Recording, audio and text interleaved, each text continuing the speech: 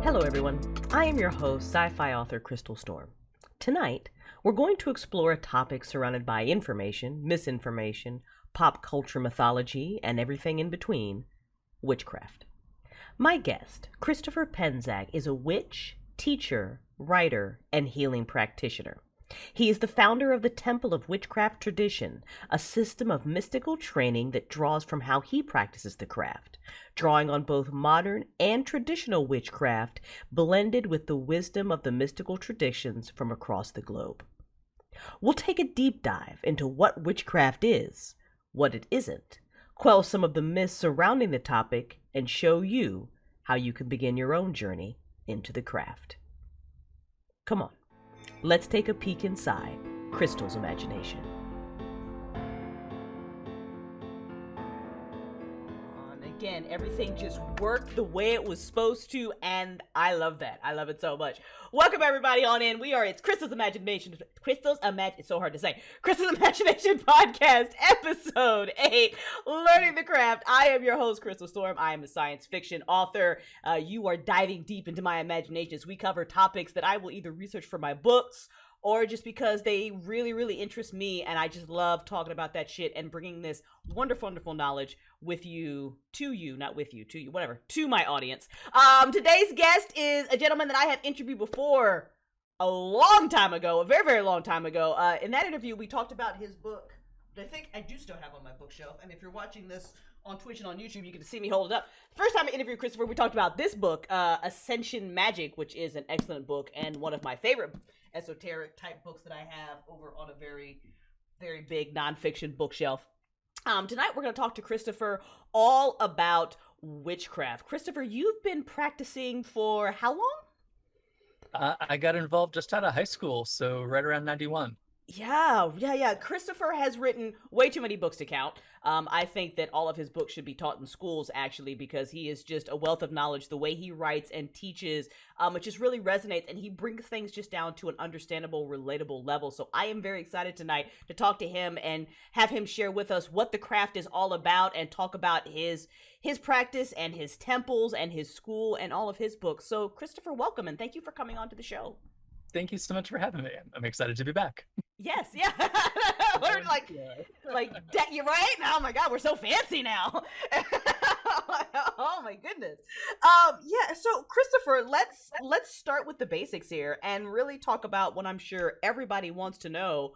When are we all going to get superpowers like Scarlet Witch and Doctor Strange? Well, so that's an interesting thing because those are two totally different setups. So Yeah. Scarlet Witch, kind of inherited, born, depending on whether you're a comic fan or the TV show fan. Was she a mutant? Was she an inhuman? Was she what's going on? But she kind of came in with the ability for it, where Doctor Right. Strange had to study. I think we're somewhere in between. Yeah. I think some of us have natural skills, but we still have to study. So Right. Okay. You know what? I will study as much as I can, so long as that I can do that cool shit that he does with his hands. Like that. That's I it. just want to teleport. If I didn't have to get on planes anymore, I could just teleport place to place. That'd be great. Yeah. No. That is fantastic. Yes, I will buy that book so fast. So fast. Yes, these are the mysteries. All right. So I love that you're a comic book fan too. And you just went right into it. That was so great.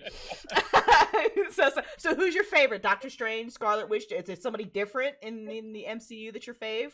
I mean, I love the character of the Scarlet Witch, and I Mhm. particularly am a big Mutants fan. So, I loved it when she Nice. was a mutant. They sort of changed that in the more recent comics in the last 10 years or so.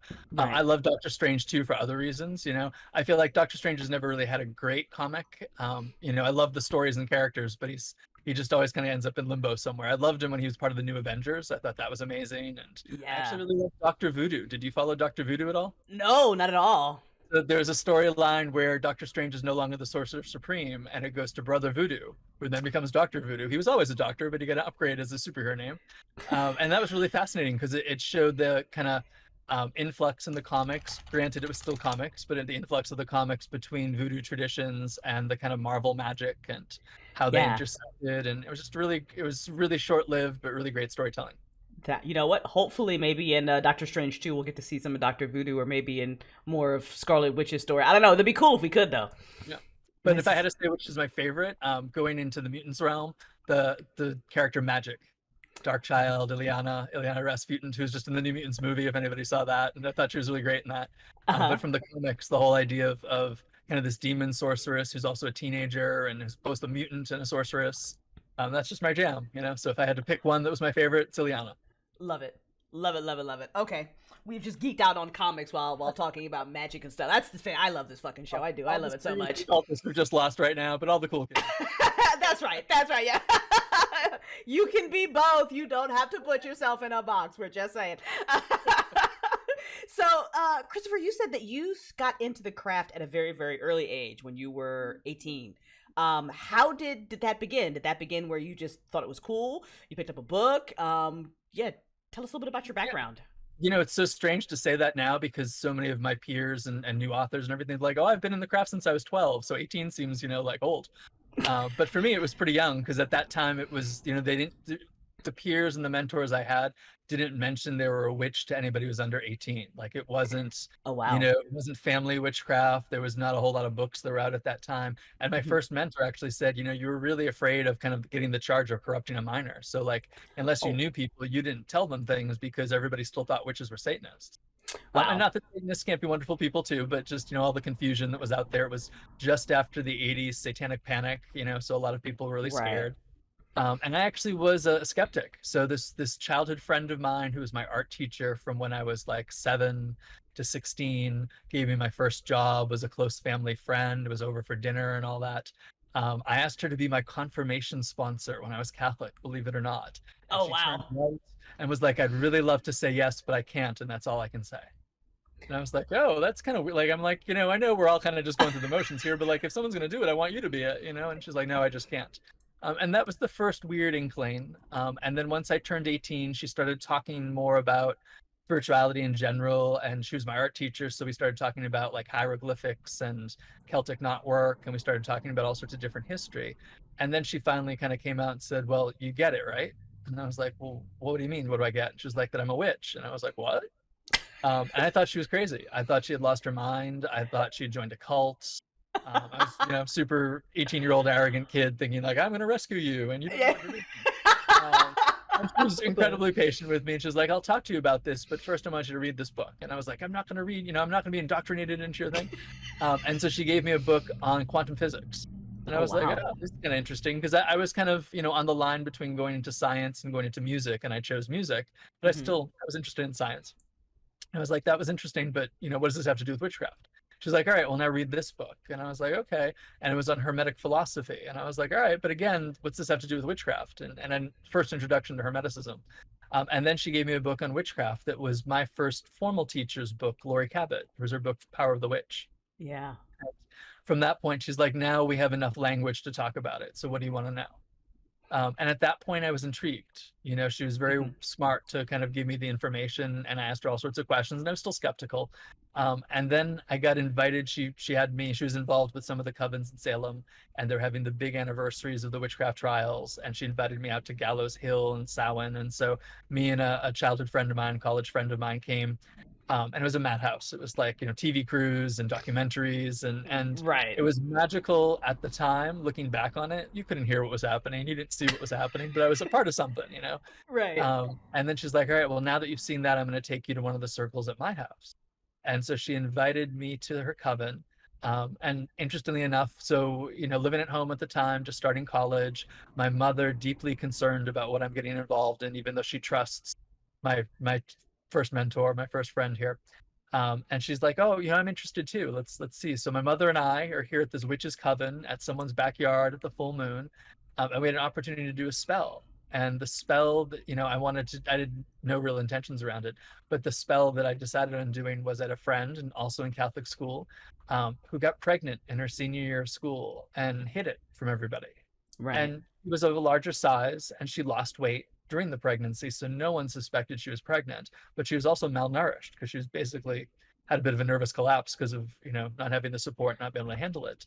Her family turned out to be incredibly accepting and loving, and I'm sure they were praying for her and doing everything they could medically and all that. But she was in danger, according to, you know, all the doctor stuff when I talked to her. So my spell was that, you know, she and the baby get through labor, and that and be fine and healthy and all that, and the labor be as easy as possible. And she really emphasized write these things down. So I wrote that down in my journal that night. And so maybe 4 or 5 weeks after the spell happens, she gives birth. Baby's fine, mother's fine, and the labor was something like 2 hours. Oh my gosh. Yeah, and she was like, I don't know why everyone was worried. Like the baby was like shifted where it was in the uterus. Like she got more nutrition over that course of the 5 weeks. Like she sailed through it really fine when none of the doctors expected that. So I was like, oh, there's something to this. But I was still skeptic. I still get hit over the head, but I'm still not going to believe it. Right. And so I love this skepticism though. It's so great. It's just like, all right, yeah, I did something. Maybe it worked. Okay. I get all those students now, like they're always like, oh, prove it to me. I'm like, it's not my job to prove it to you. If you enter it open-heartedly and experience, you can have an experience. It's your experience though. It's not my job to give you your experience. I went in open-minded but skeptical, and I think that's often the best way to go. So she taught me meditation. She taught me how to read tarot. She taught me some stuff in her coven, and then she's like, you're asking too many questions I can't answer. So she sent me to her teacher, who was Lori Cabot, and I started taking classes with Lori, and I started going to things in the Salem community down there, and that was really kind of my first serious training and first getting my feet wet. And I had a really profound experience in one of Lori's classes about psychic diagnosis. So here we go in, and here's this woman who's dressed like the archetypal witch. If you don't know her, she's got a tattoo on her face, and the hair out to here, and always dresses in black, and is walking around with her staff, and and beautiful. And I really appreciate that now, but at the time at 19, I was like, what is this? And she's like, by the end of the class, everyone here is going to be able to awaken their psychic powers. And I was like, sure. And then I saw her do things in class, and I was like, okay, maybe you can do this, but I don't think I can do it. And then by the end of the class, I did things that I thought were impossible, at least for me. And it so blew my mind. And having all the philosophy in place, the thing that really hammered home for me was our interconnectedness. Because in essence, I was just kind of reaching through the psychic web of creation and receiving information I couldn't possibly have. I had no linear knowledge. And it was something that was verified. Basically, you got the name, age, and location of somebody who you didn't know, and they had some diagnosed medical illness, and your partner has it on a paper that you can't see in front of them. And they're kind of guiding you through this process where you diagnose what's wrong with them that's been verified by a doctor. So either you're connecting to them, or you're reading the mind of the person across from you. But either way, something is happening. And something I couldn't explain. And just the awareness that if I could receive thoughts, then whatever I'm thinking is projected out to the whole.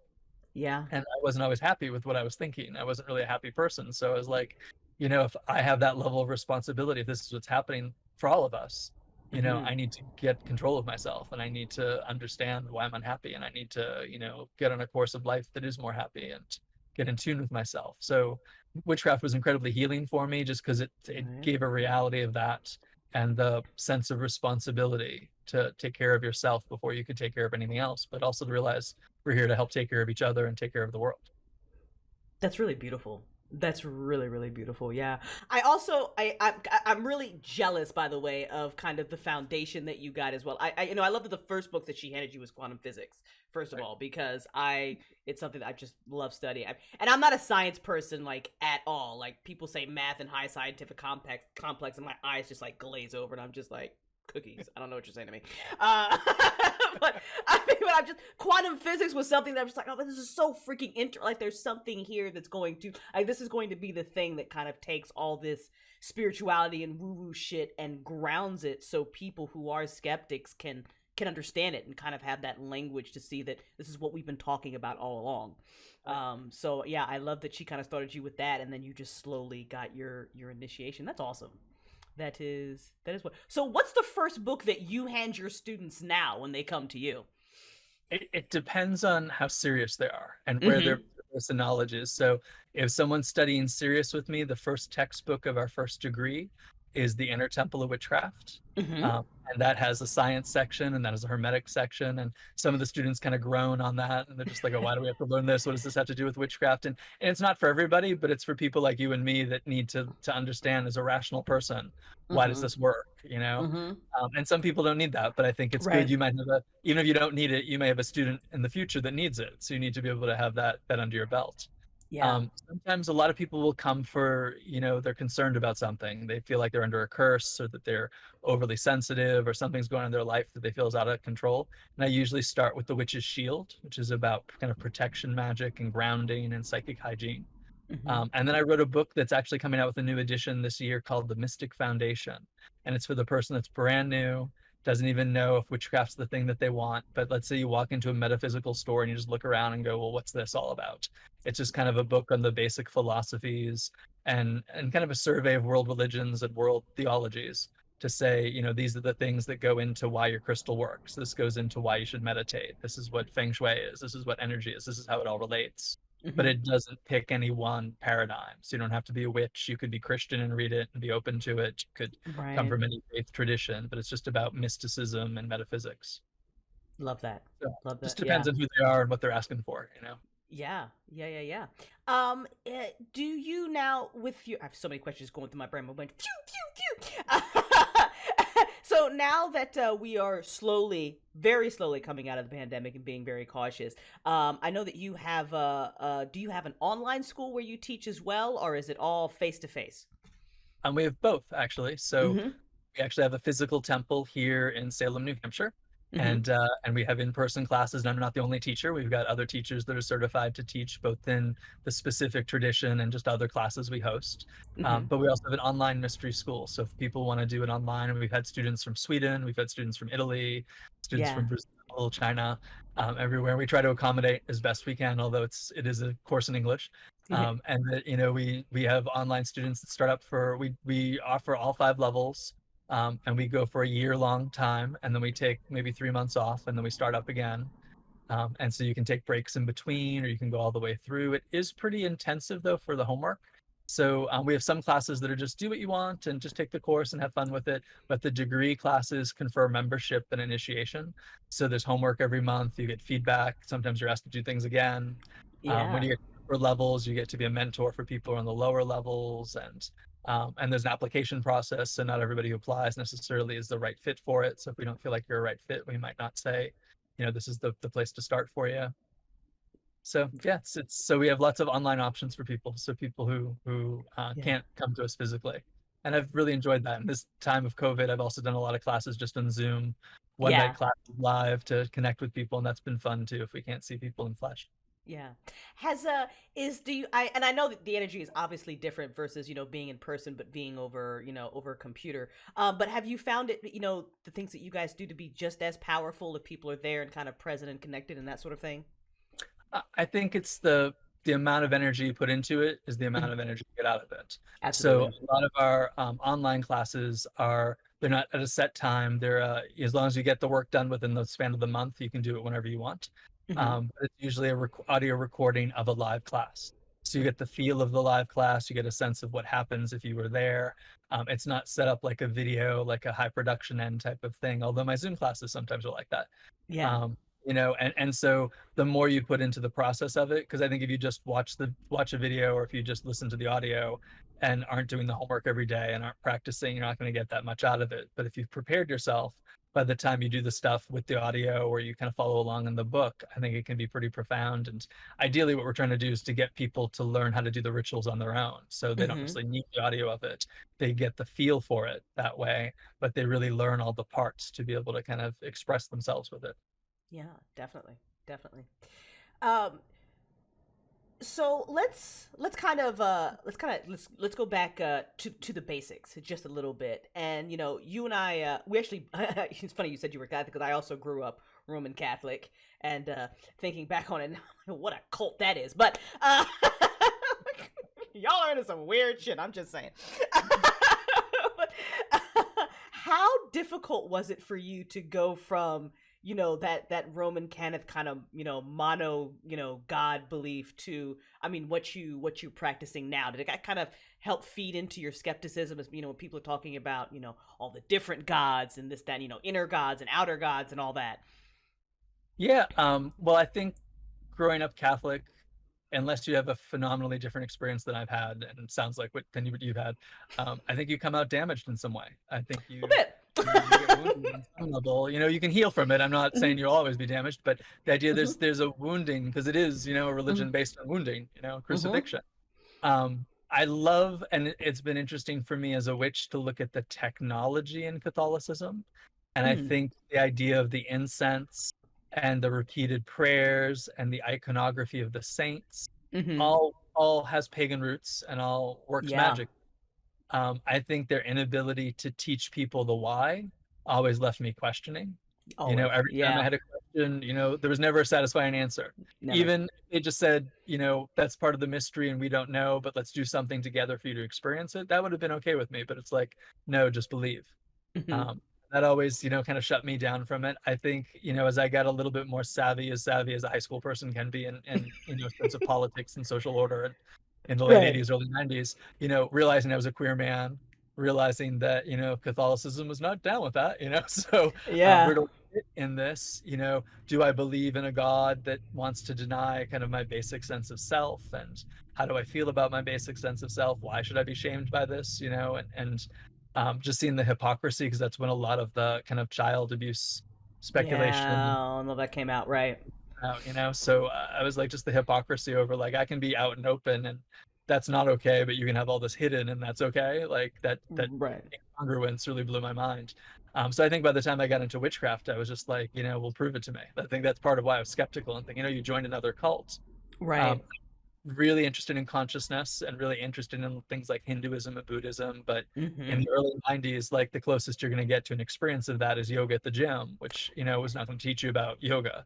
Right. It'll teach you poses, but it won't teach you the philosophy. So I was like, all right, well, what am I looking for? And then witchcraft sort of kind of unexpectedly fell in my lap. But it still made it hard and easy in some ways, in the sense that I think you should question your teachers. I think you should question where things come from. I think you should do your own research.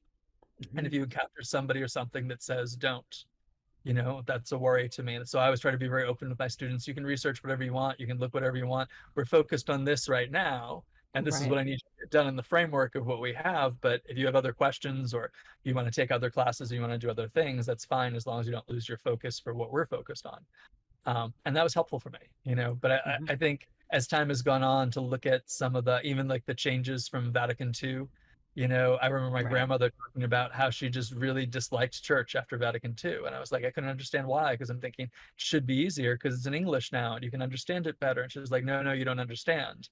And the more I learned ritual, the more I'm like, oh yeah, they changed the formula. And, the idea of words you don't use every day, and the becoming less ritualistic kind of robbed it of something for people. And so it's interesting to see that there's a baseline kind of technology of consciousness that runs through a lot of religions, but the reasons why are different in each religion. Yeah, definitely. So if there's someone who's listening tonight who comes from one of those deeply religious backgrounds, or is just super skeptical, because witchcraft is so, it's all over the place. It's in our pop culture.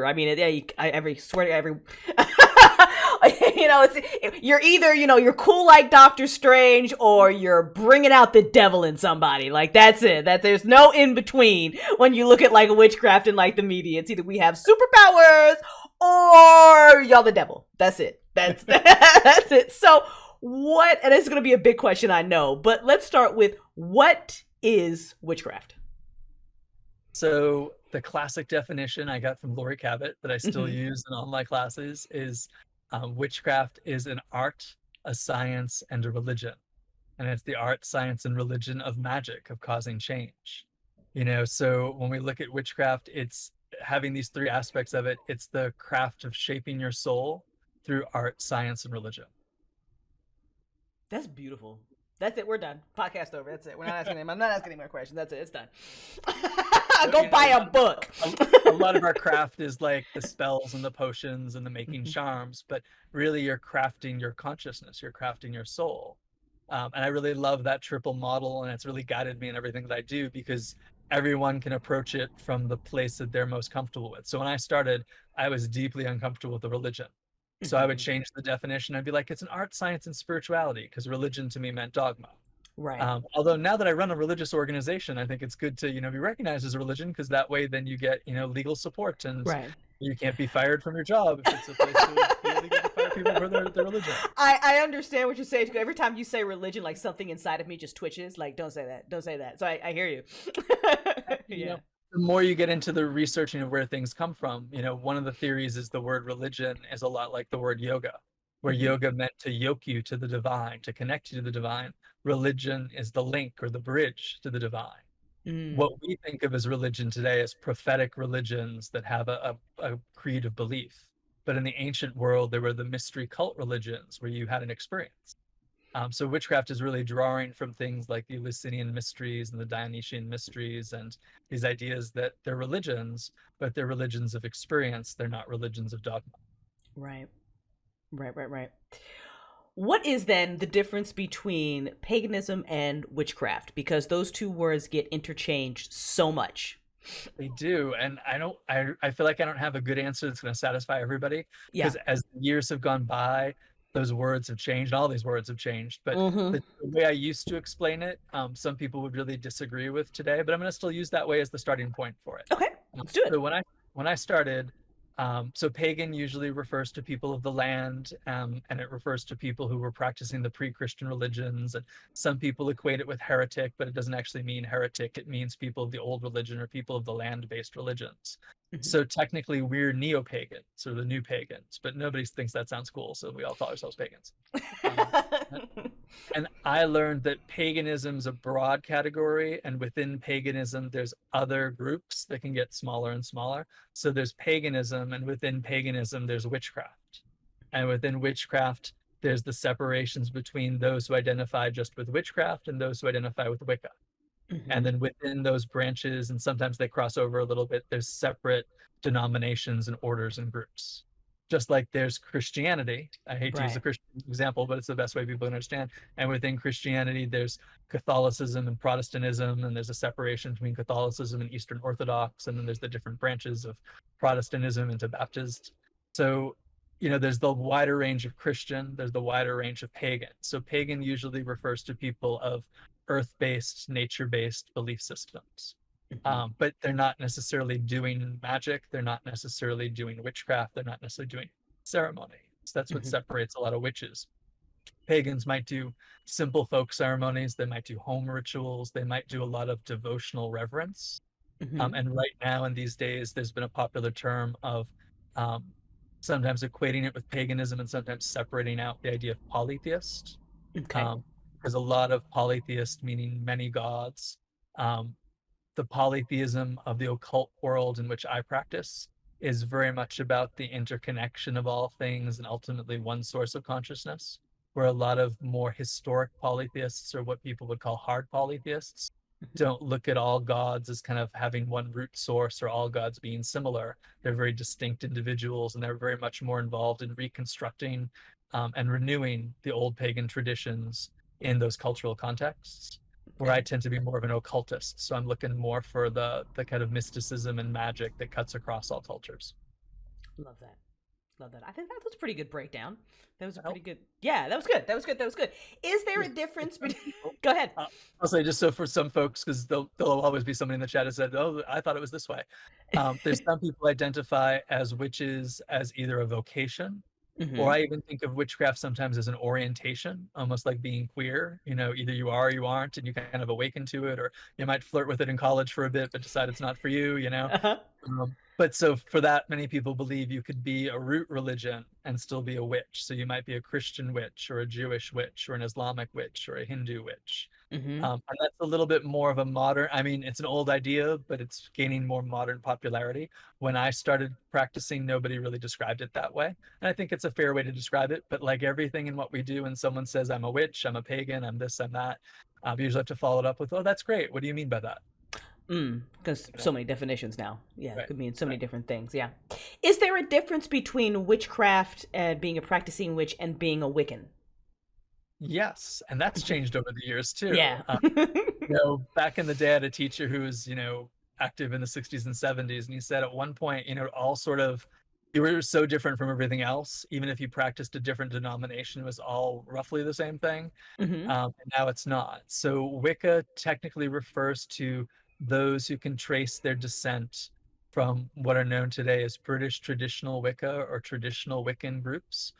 the two most prominent being those of Gerald Gardner, and those are referred to as Gardnerian Wiccans, and those of Alexander's, which are known as Alexandrian Wiccans. As those traditions kind of formed and continue and propagate, you have to be initiated by somebody in good standing in those traditions. So you can't just declare yourself to be an Alexandrian witch any more than you could declare yourself to be a Catholic without going to the Catholic Church and going through the sacraments and converting. Right. What happened in the 70s through the work of Raymond Buckland, he brought Gardnerian Wicca to America. But then he later wrote a book called, a tradition in a book called Siak's Wicca, the tree. And he basically created a Saxon form of Wicca that did not require initiation. So you could just self-declare, self-initiate. That idea got more popular and was super popularized by a very popular author in the mainstream in the 80s named Scott Cunningham. And he wrote a book called Wicca for the Solitary Practitioner. I have that book. It really embraced the idea of solitary initiation or self-initiation, that you didn't have to join a coven, but because it was called Wicca, many people refer to themselves as Wiccans, although there was a lot of looseness between Wiccan and witch, and even a lot of Alexandrians and Gardnerians, particularly those I know in Britain, don't like to always use the word Wicca. They'll say that I'm an Alexandrian witch or I'm a Gardnerian witch. So again, who do you ask, and what do they mean by it? And so the divide became between British traditional Wicca or traditional Wicca and eclectic and solitary Wicca. And there can be some dissonance and some discord because there's a lot of rules in traditional Wicca and a lot of structure, and there's not a lot of structure in eclectic Wicca.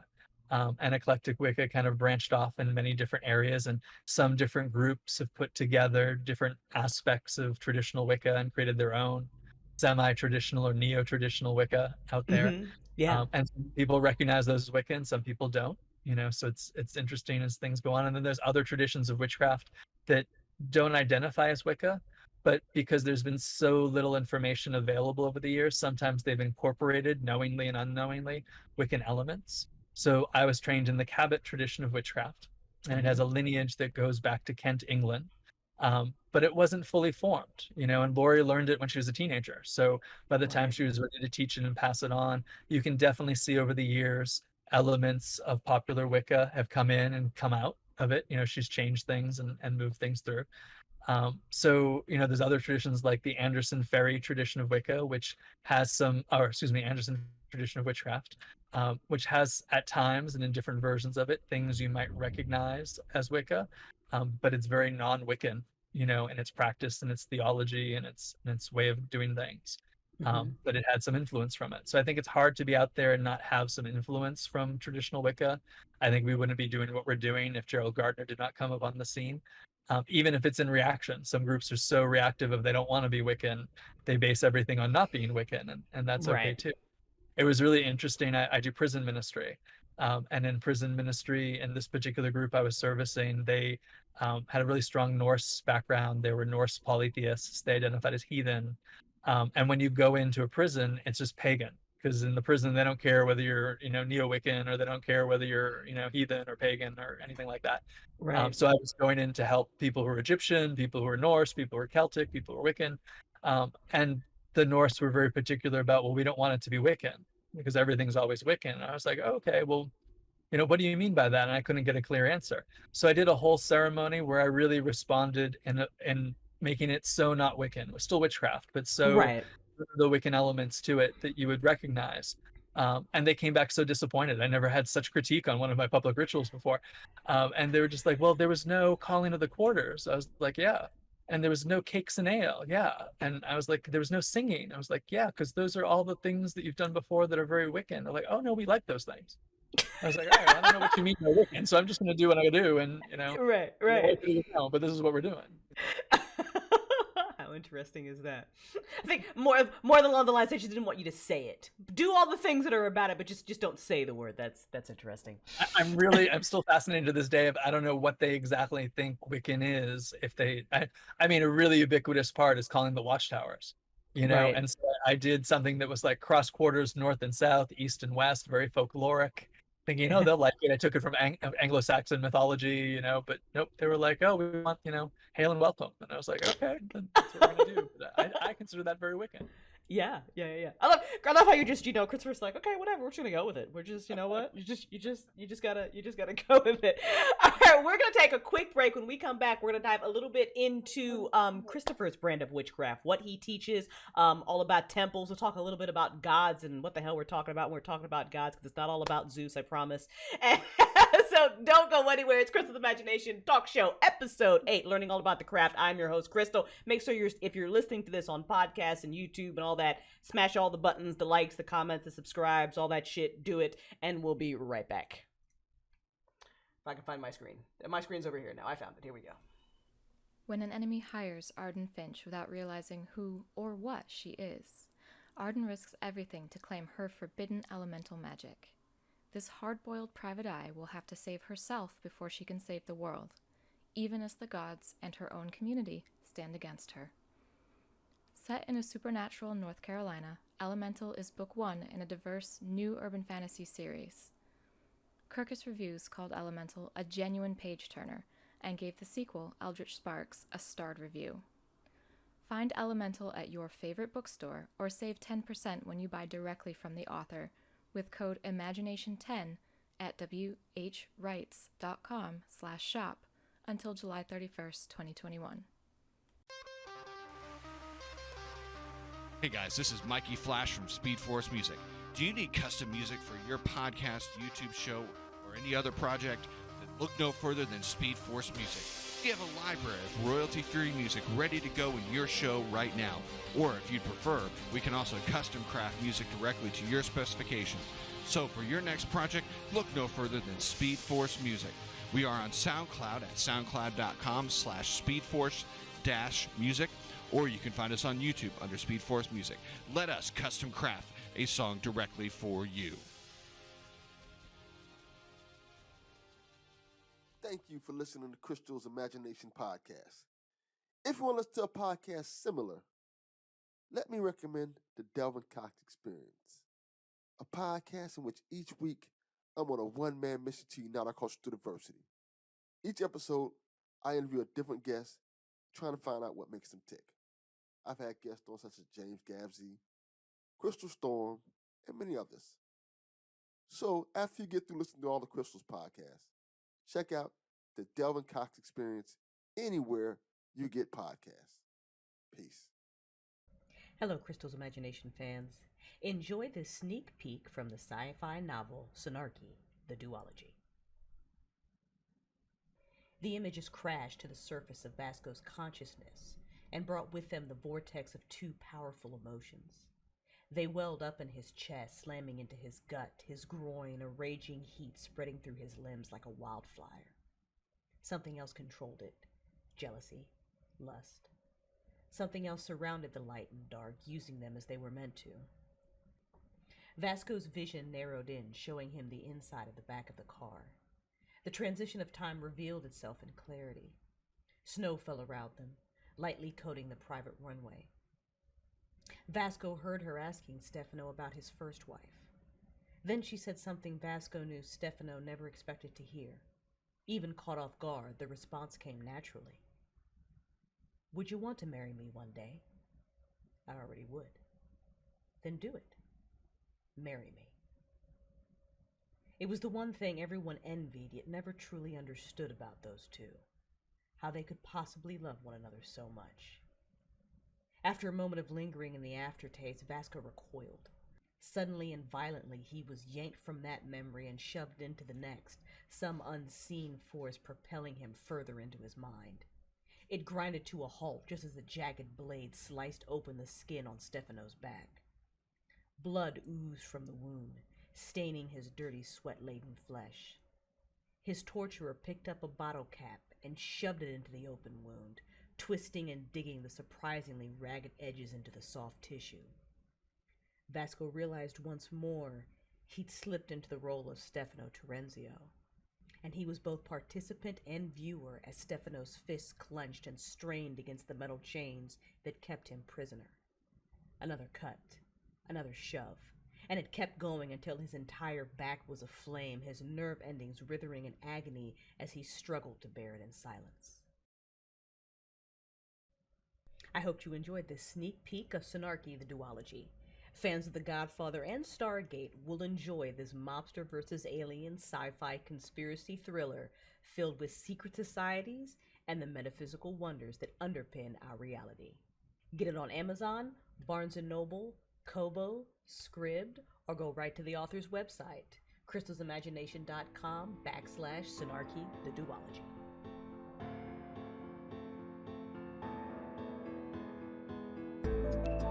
All right, everybody, welcome back to Crystal's Imagination Talk Show, Episode 8, Learning the Craft with my special guest, Christopher Penzcak.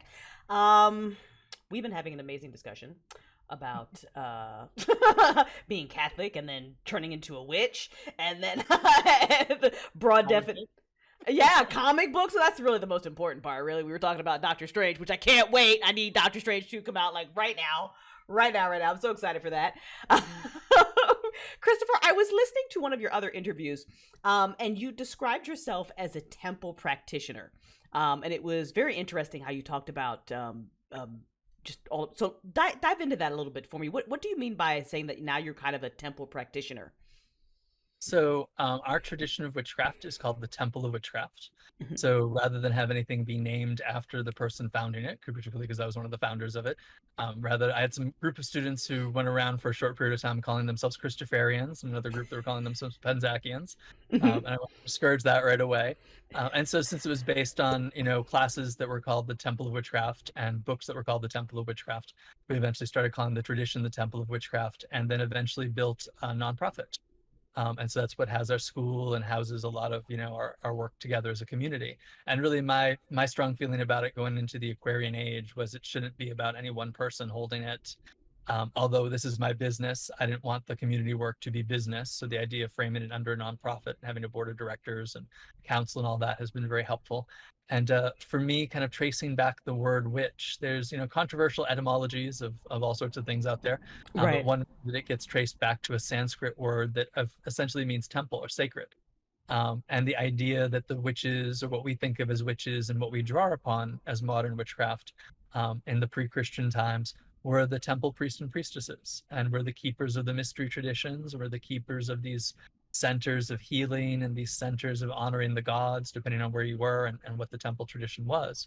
And the idea that a lot of our work is keeping good harmony between ourselves, our community, the gods, the cosmos, and a lot of the rituals that we do are keeping things turning, keeping things in harmony, working with people who are out of harmony, listening to the spirits that tell humanity out of harmony, and how we can do magic and how we can help each other in that way.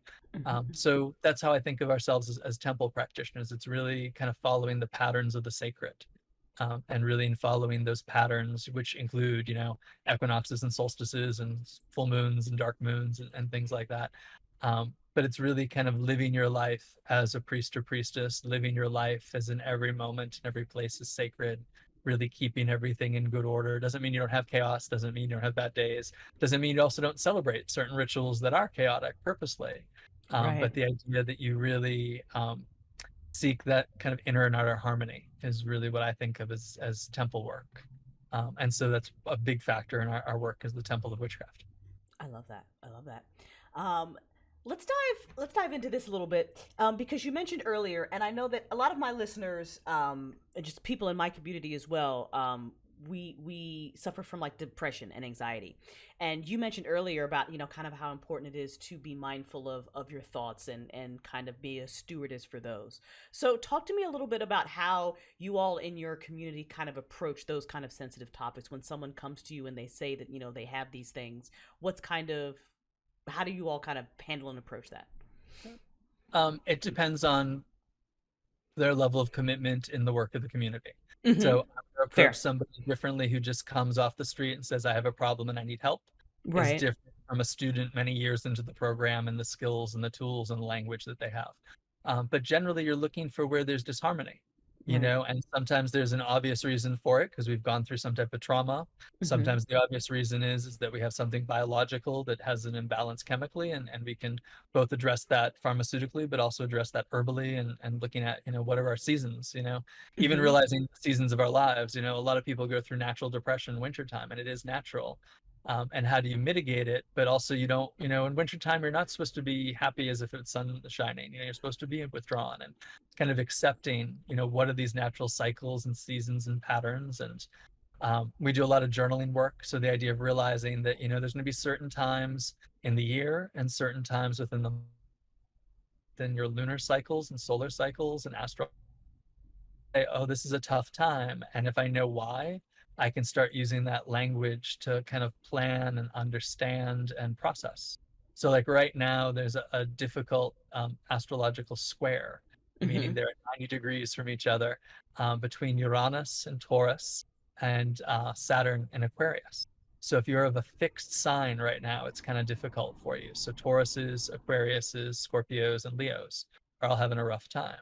So if you know that, it's not about being perfect. It's not about like, well, we need to fix this. Like it is. It's nothing to fix. But if you're having a hard time with it, then you think, well, this is why. What is Uranus about? What is Saturn about? What is it in relationship to my personal chart? How is it playing out? Where is it playing out in my chart? And how can I be more conscious? And then it's thinking about, meditative practices are huge about changing brain chemistry and body chemistry and just giving you an awareness and the tools to respond rather than react. Keeping regular ritual can be very important. And then working with, for lack of a better word, spirit medicines. So working with herbs, even if they're not in pharmaceutical levels, because I also feel like, if you need medical help, get the medical help and let the doctors take care of the medicine. We'll take care of the spirit. But working with flower essences, working with crystals, like I always have a crystal on me somewhere, and I've got my little rose quartz here right now, just because I strangely still get nervous talking. So having something in my hands is very helpful for me. Yeah. But also the energy of it, it's love and calmness and acceptance. And so, what is the situation, and then what is the point in nature that could be your ally to help remedy it, whether it's mineralogical, whether it's plant-based, whether it's animal-based, whether it's meditative-based, whether it's a practice. But it's just expanding your language to see the bigger picture and then figuring out how to respond. So like if a client comes to me and says they're suffering from depression, I might mix them a flower essence after talking to them. If a student comes to me, I might say, well, here's how you can do your own ritual, or we can do a ritual together. If someone comes in great crisis, then I might do a healing session with them. And it might be a transfer of energy. It might be a communion with the spirits, depending on what they need at that time. But I'll take more of the responsibility to facilitate it if it's an emergency or if it's a crisis. And if it's less so of a crisis, I try to teach people how to facilitate that for themselves and just kind of be there as backup for them. I love that. It seems like you're giving people a lot of different tools to be able to deal with it. So I like that. If you need to go seek traditional help, absolutely do, and highly recommend that you do. But then there are also these other things that you can also use in conjunction with that to give you the answers. So yeah, I'm a Scorpio. So right now it's been shadow work. Yeah, shadow work. I'm just doing a lot of fucking shadow work. That's what I'm doing. Fucking doing it. It's fine. So yeah.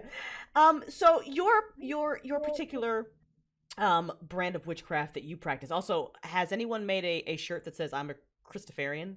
Did that happen before you shut it down? No. Yeah. Actually, my favorite moment was the story that came back to me was somebody in a large event that I was not there described themselves as a 5th degree Penzcakian in the Cabot lineage. And another student of mine pulled them aside on the break and said, if Christopher ever heard you say that, he'd be really upset with you. And she's like, oh, well, what are we supposed to call ourselves? And that started the whole question in our community of like, well, what do we call ourselves? Because I just called myself a witch. I mean, I studied with Lord Cabot, and that was, that's what you called yourself. But for me, I was just a witch, and the people I taught, I was teaching witchcraft classes, and go forth and do as you will. But as we started to kind of coalesce into a community, people want identity. Yeah. So give them an identity that's also the most empowering, that gives the most freedom to kind of find their own way in it. Yeah, I love that. That's really beautiful. Although Christopherian sounds pretty cool. I'm not gonna lie.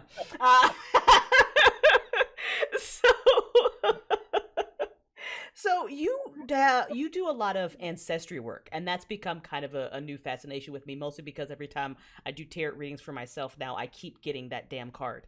So talk to me a little bit about, what is ancestry work, and how can you just kind of begin to maybe start that practice of communing with the ancestors, and why would it be important?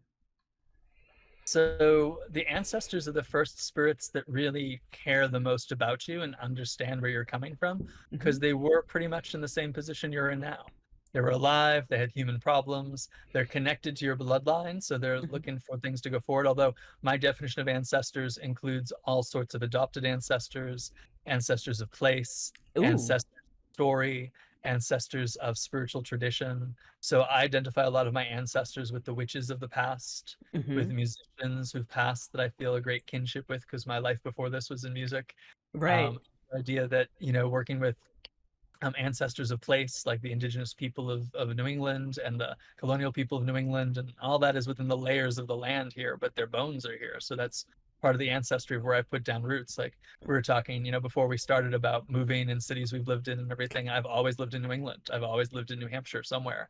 Right. And so this is rooted, and so the people who lived here, even though they're not my blood relatives, they're my relatives, So they're most likely to answer because they understand, and they're most likely because they're closest to the human realm to kind of hear the human cries for help and support. But when we look at the ancestors, this is a thought that's not popular from a lot of people, particularly modern Americans. So I hate to break it to you from a spiritual perspective. You inherit things from the ancestors, both good and bad.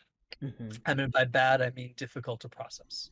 So you might get your talents, might be passed along, and you might inherit things in your family. Both my grandfathers were very artistic. One was a musician and one was an artist. And I spent like the first, from 7 to 16 studying graphic arts. And then I suddenly decided I'm going to be a musician with no prior training, and I have a degree in bachelor's of music. And then I gave all that up when that was kind of resolved and went into witchcraft, go figure. But so you can inherit these skills, because I was more skilled than training I had in music, but at the same time you inherit their complexes. Things are passed along in the blood that are unresolved, and it's not your fault, which is why a lot of people don't like it. They think, well, I didn't do this, so why do I have to worry about it? And I have a friend who constantly says it's not your fault, but it's your responsibility. If you're capable of cleaning it up, then it's probably your job. So if you feel the urge within you, and a lot of things get passed on in families that are they often call them ancestral curses now. I don't know if that's my favorite term for it, because I don't think they're curses, but I think they're, wounding. Yeah. And so unresolved wounds get passed, abuse gets passed on, addiction gets passed on. And if you're conscious enough to break it, then it's your job to break it. If you're not conscious enough to break it, then you might perpetuate that cycle, and it's part of your family ancestry. But it's becoming more and more conscious about it. So venerating the ancestors makes it more clear and conscious about what you've inherited, both good and bad, gets them working cooperatively with you, gives you a sense of where things are coming from, and gives you a greater capacity to heal. And as you heal, there's a belief that it reverberates around through your whole family. So I'll never have children, or at least I don't plan on ever having children. Yeah. But the idea that whatever ancestral work that I do is reverberating through my bloodline, through other people in my family who are having children. And so things will get healed, even though it might not be my direct descendants. That's beautiful. That's a beautiful way to think about it. I also like too that you include ancestors of kind of respecting the land that you're on and the areas that you were in. And also I really resonate with you saying, of different traditions as well. Things that you could be called to do and work with. Do you have, I know you probably have a book about this. Let's just pimp your books out. Is there a book that you've written, Christopher, about how one can start connecting with their ancestors? The book that talks about that is The Mighty Dead. And it's the first part of the book is really about ancestral work. And the second part of the book is about really where my heart is for a lot of witchcraft. For lack of a better word, the Saints of Witchcraft. So just as we have the saints in Catholicism, and we've in Eastern Orthodox, and we've got the bodhisattvas in our, Eastern Buddhist traditions, the idea of the enlightened or the venerated or sanctified dead in witchcraft are called the mighty dead. And so these are the kind of enlightened ancestors who were witches, who were sorcerers, who were priestesses, and kind of connecting to them to perpetuate the magic and to for my vocation as being a priest, it's nice that I can call upon ancestors who were priests and priestesses. For my vocation of doing magic to help people, it's nice that I can call upon the healers in that ancestry. But they're not my blood ancestors necessarily, but they're the ancestors of tradition, but even more so, they're the enlightened ancestors of tradition. So they're often perceived of as a great collective consciousness or a conglomerate of all the past witches and in some ways all the future witches too, because they're outside of time. So, all of us are there as well, waiting for them. Oh my goodness. And my mind blown. Okay, I love it. Krista, we're running short on time, which is very sad because I could sit here and talk to you about all this just forever. But let's go ahead and let's pimp you out again. Please tell everyone where they can find you. I know that you've got a new book coming out. I believe it's just an updated version on one of your instruction manuals as well. And so let's tell us everybody about that and where they can find you and take a class. So the best places to find me, my personal work is at ChristopherPenzcak.com, and my temple work is at templeofwitchcraft.org, which is our whole community. And the new books that have come out, I've actually put out 3 books this year already, and it's only, July. I've got a couple more. I'm jealous. I have the 20-year anniversary edition of Inner Temple of Witchcraft just came out, and we're hoping to do all 6 books as 20-year anniversary editions. So I've got bright jewel-covered color covers out there. So this is the red one, red and gold. And I put out a book called the Lighting of Candles, which is a book on candle magic, and that came out in February. And then at the beginning of the year in January, I put out a book called The Witch's Hut, which is sort of an artistic parable, short story of just explaining witchcraft to an audience that might not know witchcraft. It's probably one of my most artistic works to date. It's not a how-to book or anything exercise-wise, but it's more of a teaching story. I love that. What would you recommend someone who just came onto this podcast but is now overwhelmed and is drowning in Google searches about everything that we've just talked about?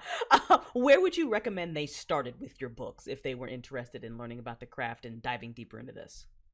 Many people who are beginners get a lot of value out of The Witch's Shield to start out with, because it's about spiritual hygiene, kind of grounding, centering, and protection. And a lot of people who are just interested in magic but don't want to commit to something with a lot of stuff, Instant Magic has often been a really good book because it's about meditative magic. Perfect. I think I have Instant Magic. I think I have that one on my bookshelf somewhere. I do. Christopher, thank you so much for your time here today. Much appreciative. Wonderful information. You've always just been a pleasure to talk to. And I'm going to start taking classes and stuff soon because I do. Great. Such fun information. I am your host, Crystal Storm. I am a science fiction author. You can go and check out my books, all my information, listen to more podcast episodes, previous podcast episodes, future podcast episodes, the writing, the content, all the fun stuff that I do over on my website, crystalsimagination.com. If you are listening to this on a podcast and or watching this on YouTube, you should come hang out with us live over on my Twitch channel, twitch.tv/crystalsimagination. I'm going to do a book review later this evening, and then we also do gaming and other fun shit over here, and we role play and all kinds of shit. So you should just come hang out if you're just a geek. You like esoteric shit and you're a geek, come hang out. We'll have fun. Next week, I will be putting up the episode that I failed to put up last week. Don't judge me.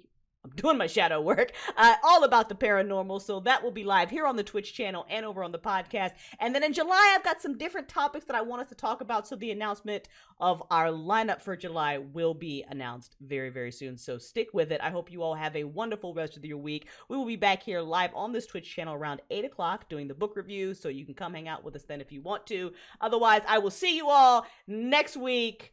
Do good. All right, whatever. I'm leaving. Goodbye. Well, hey, Crystal here. I wanted to thank you personally for joining us for this episode of Crystal's Imagination of the Talk Show. I hope you'll take a quick second to drop us a like, subscribe, leave a comment, and or a review. I would love to hear your feedback. If you have a guest suggestion, drop me a line at talkshow@crystalsimagination.com, or you can just send me a note and we can be email buddies. Want more podcasts? You can also check out the serialized fiction podcast of the same name, Crystal's Imagination. You'll find it on my YouTube channel or wherever you get your podcasts. Check out all the information down in the description. Till next time.